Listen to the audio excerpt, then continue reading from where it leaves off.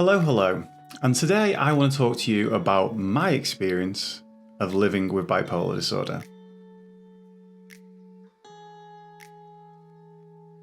So I didn't actually plan to make this video. On the agenda today was very different plans, but I woke up this morning with a bit of a downturn coming on in my bipolar disorder. And if you're not familiar with bipolar disorder, essentially the easiest way I like to describe it is it's like having both Tigger and Eeyore from Winnie the Pooh living inside your head at the same time. So one minute I can be bouncing off the walls, woohoo, and the next minute I can be, that's okay, I'm just a donkey, not that anybody cares.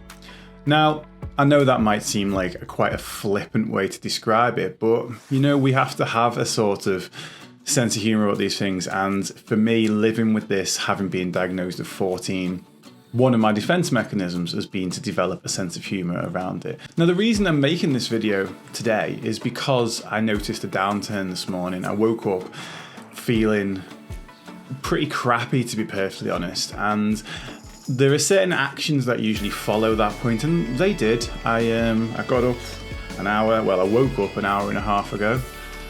Scrolled social media for a lot of that time. Didn't find anything of value, if I'm perfectly honest. And what I was nearly going to do is kind of stay there. I tend to either go out and run with my wife in the morning, or when she goes out and runs, I come in here and do work. And it was leaning more towards the do neither of those things and stay in bed for the rest of the day. So what I wanted to do is I wanted to get ahead of it, because the thing is with bipolar, it's talked about as if it is two complete and utter poles apart, and that is the highs and lows of the emotion, but the waves in between completely and utterly exist, and you can feel those, and certain times you can feel them coming more times than others. And I've got quite experienced with it, with living with it and learning it for 24 years. By the way, the first 11 of those I was living with it, but not really learning much about it. And that brings me to one of my absolute favourite questions about bipolar that I've been asked when I was teaching at school, which was, does it get easier with age? And the answer is actually, you know what? It gets easier when we learn to work with it. It is something that can be learned to work with. And yes, there will be different people with different levels of the disorder. It's not just one size fits all in all of this, but relatively to where everyone is, they will be able to do certain things that help them.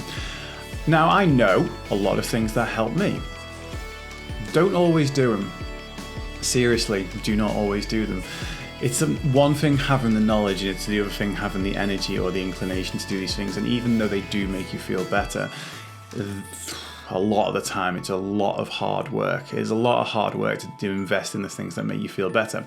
But I knew that actually for me, getting up whilst it was just on a downturn and coming and making this video, I knew that would actually help me probably not write off the rest of today, which would be my inclination to do if I continued on that downward curve. So the thing with bipolar is that when I'm all the way up here, I think of myself honestly as a bit of a creative genius. I'm bouncing off the walls, I'm full of energy, I can't wait to do my work, I get excited over things, I'm super productive, the creativity just literally pours out of me.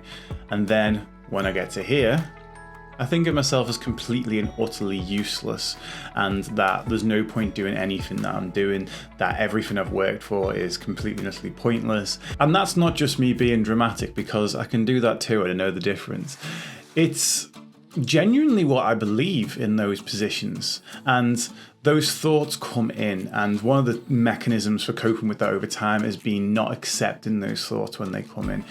Accepting the fact that they are just opinions and not facts. They don't have to become beliefs, things that I truly believe about myself, but the inclination is still there. And it's really hard, because I can believe at both ends of that spectrum multiple times in the same day sometimes. That's something called rapid cycling. Or I can be in one period for months at a time. I've had depressions that have lasted literally months before now. Mania, the higher stuff, tends to only last at most about a couple of weeks. Usually a few days. And another thing about it is that The up generally tends to be followed by a crash. Not always. I don't like to say always, because when I say always, that becomes my reality. When I used to say that, I used to, as a kid, say, oh, I'm always like this when I'm at the low point. And then whenever I got to the high point, I was like, oh, this always comes crashing down. Now, when I was here, I was focusing on the length of time I would be here for, and that I would be always there, and I'd always be in that moment. When I was here, I was focusing on the fact that this always comes to an end and is very, very transient. Those two beliefs, or even a point of focus, are very contradictory to one another, and yet they did still exist in my brain at the same time. It gives you a little bit of an insight into what it might be like to live with bipolar disorder. Now, when I believed that I'm always here or this doesn't last, that was my reality a lot of the time. And it took me until, when I said, before, 11-ish years later, when I was in my sort of mid to late 20s, to learn the expression, this too shall pass. And when that became the thought that, yes, the initial thoughts would come in because I've practiced them a million times, but I got into the routine of practice and telling myself, this too shall pass. And then what that meant was, this will pass, this will also pass. But then when we're holding on to that experience, we're not holding on to this one forever. That can impact a depression a whole lot, because when you think you've got to hold on to that depression, when you think it's always going to be like this, that magnifies that depression, magnifies it by infinity, basically. It feels like whatever you're experiencing in the moment that you're in it, you're going to be experiencing it forever. A simple shift to thinking, this too shall pass. It sounds so superficial, but for me, the difference was extreme. And then later, as I learned the skills in order to be a mindset coach, I rewrote my belief as, there is always another option. Now, this one gives me a different amount of power, because this too shall pass is, okay, it's going to pass, which is a fantastic thing to focus on, but it's going to last for a while too, and you have no control over that. And even though saying happiness is a choice is a very, very glib thing to say, I prefer to say investing in things that could potentially make us happy is a choice. So when I am feeling like this, then I can choose to sit in bed and scroll on social media. That is investing in my own misery. Or I can get up, come out here, get on camera, hopefully provide some value, hopefully not ramble too much, hopefully not made this so I've got to edit something for about 4 hours because I've made a million mistakes. But ultimately, set that momentum going in the right direction. Making this video right now might not make me happy right now. But at the end of today, I'll look back and go, well, you know what? I could have stayed in bed all day, and at least I got up and made a video. And that is a huge thing. One final note before I disappear. When I tell people about my bipolar disorder, I say I suffer from bipolar disorder, but actually the way I tell myself that in my own head is different. What I say is I am prone to the symptoms of bipolar disorder. So when we say I have a cold, it means I have a cold right now. If you have 4 colds throughout the course of the year, you wouldn't say you had a cold in the periods between the two.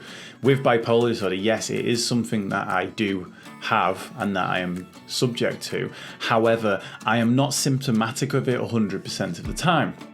And that's important to remember. So if I say I'm prone to the symptoms of it, what that means is, again, this way that I frame my life, instead of looking at my life like I have bipolar disorder and therefore I'm always here or I'm always here. If I'm prone to the symptoms of it, then that means that, yeah, I'm here or here when I'm symptomatic, but when I'm not symptomatic, I'm in the middle. And telling myself that story, framing my story up that way, does actually impact the way that I feel.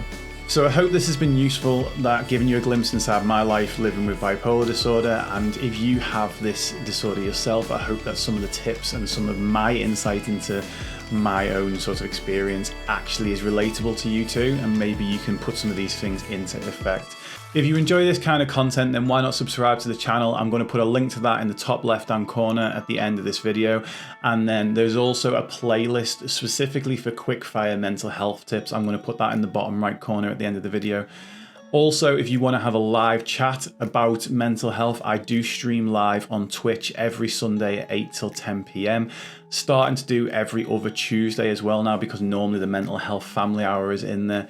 And I'm hoping to start putting longer daytime streams in to hopefully help those people that might be off work due to their mental health. But just to close, I just want to share a chunk of a video from Twitch a few weeks back when we did the Mental Health 5K, which is a 3.1 hour stream where I had 3 different guests on. And one of my guests turned the tables on me and asked me some questions about my bipolar.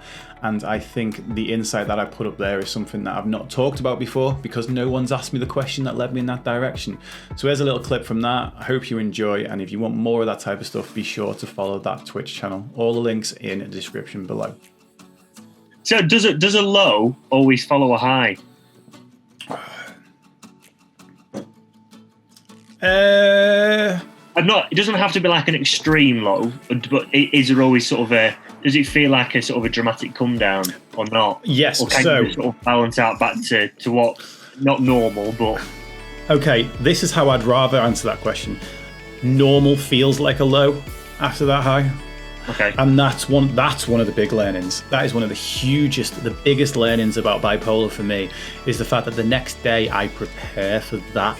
I prepare for the fact that I will feel like the things that in my life that are normally just good and I'm happy with, when I compare them to me at manic me, those things now in comparison feel like they're down here. And I will confuse being good for being I will confuse being good or being okay for being terrible. Sometimes there are really big crashes, yes. What goes up must come down and all that. But other times it's mostly just this return to normality.